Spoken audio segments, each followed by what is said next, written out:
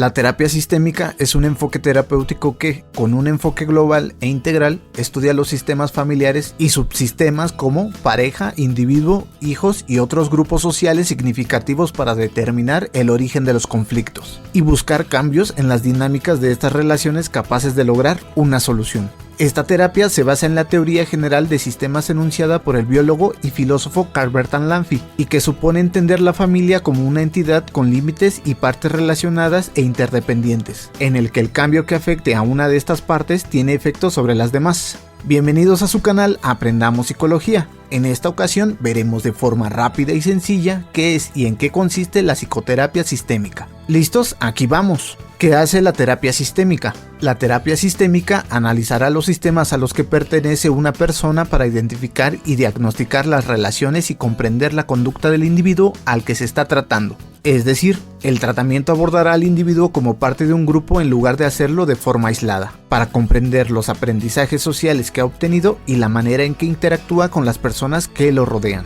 Cada familia establece unos mecanismos de funcionamiento concretos, unos límites, reglas y pautas que fijan la jerarquía que tiene cada uno de los miembros. Los problemas que pueden surgir en un sistema familiar derivan precisamente del conflicto entre los límites de sus miembros. Objetivos. El objetivo de la terapia familiar sistémica es determinar y comprender el tipo de sistema en que se encuentra la persona que acude al psicólogo para encontrar el origen de los problemas y motivar los cambios necesarios para su resolución.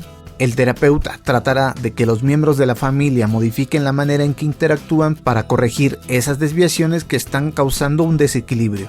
Esta terapia aboga por un cambio en la estructura del sistema más que en cambios a nivel individual que pueden no tener efecto sobre el conjunto de forma duradera. Si se logra que todos los miembros del sistema entiendan el origen de sus problemas y se comprometan a realizar cambios en su conducta, el resultado de la terapia será más favorable a largo plazo. El proceso terapéutico sistémico consta de 3 fases. Primera fase, la apertura. Dentro de la terapia sistémica se toma en cuenta como parte del proceso desde el primer contacto que se realiza con el terapeuta. Se le da el nombre de apertura porque es claramente aquello que inicia el proceso terapéutico que se inscribe en una historia que involucrará al grupo como al terapeuta. La forma más común de realizar esta apertura es mediante una llamada telefónica. Esta primera llamada es seguida por un primer encuentro, que significa para todos los involucrados una especie de citas ciegas. Para esta primera fase se establece el llamado contrato terapéutico entre todas las partes, y en el cual se establece lo que el grupo familiar desea alcanzar, posibles encuentros, horarios, honorarios y todo lo que sea necesario para formalizar la relación o sistema terapéutico. Segunda fase, el intermedio.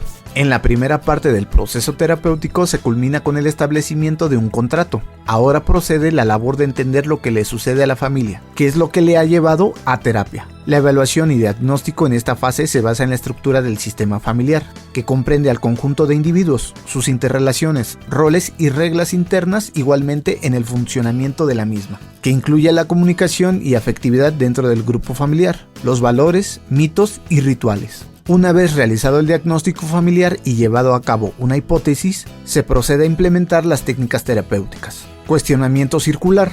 Es una técnica que le permite al terapeuta reunir una gran cantidad de información útil en poco tiempo mediante las llamadas preguntas circulares, las cuales tienen una función específica y dan apertura a nuevos cuestionamientos. La silla vacía. Esta técnica es tomada del psicodrama, en la que se toma una silla en la cual se sienta de manera imaginaria a una persona, un sentimiento o una parte de sí mismo, lo cual permite externalizar lo que la persona está viviendo en sí misma o en la relación de alguien más. La varita mágica, una técnica que puede ser especial para las familias que acuden a consulta con niños pequeños. Luego de la presentación, en lugar de que el terapeuta se dirija a los padres, se puede dirigir a los niños entregándoles una varita mágica, con la cual pueden pedir 3 deseos sobre cosas que les gustaría que cambien en su familia. Tercera fase, el cierre.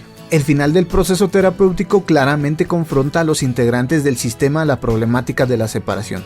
Sin embargo, esta se vuelve algo necesario cuando las expectativas de los consultantes han sido respondidas. También existen otros motivos por los cuales se cierra un proceso, como la deserción de los pacientes, sea porque encontraron satisfacción desde la primera consulta o porque no encontraron lo que estaban buscando.